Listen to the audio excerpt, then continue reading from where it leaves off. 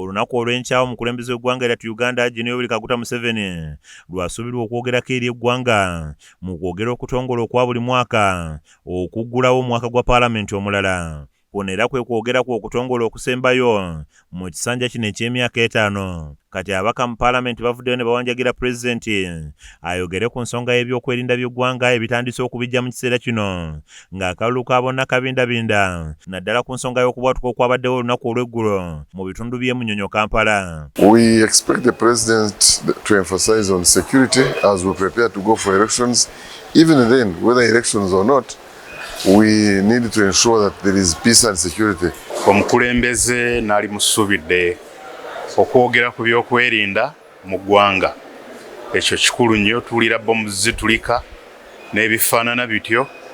Kati tumusuubira nnyo okutulambika ku ggwanga engeri gye liyimiriddemu ku byokwerinda. Abakiise era baagala paalamenti okozesa olunaku lw'enkya okulambulwa ku pulojekiti ya parish development model ebadde empagisa edduge mu kisanja kino okosa n'okulaga wa weetuuse n'ebisaanyi okukolebwa okwongera okugirongoosa gye bannayuganda abawerako mu bwavu. Omulamwa gwa PDM gwe mulamwa ddala ogukwata ku muntu wa wansi, kubanga kati nsuubira nti ayeetoolodde eggwanga bulungi n'amanya n'awuliriza ate neeyerabirako mu nsonga eziruma bannayuganda. Wetutuukidde olwaleero nga gavumenti yakasindika ensimbi ezisoba mu buse busatu nga Uganda etandise olugendo lw'enkulaakulana ey'omuggundu olw'emyaka 15 egiddako.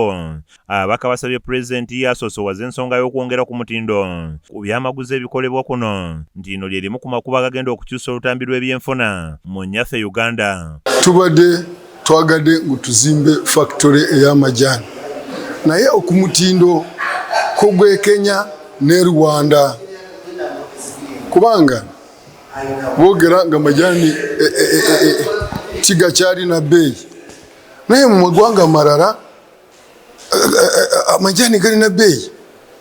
Ekizibu kyonna ekizibu ky'amajaani mu Uganda ky'okusooka kiri poor handling, bagakwata bubi.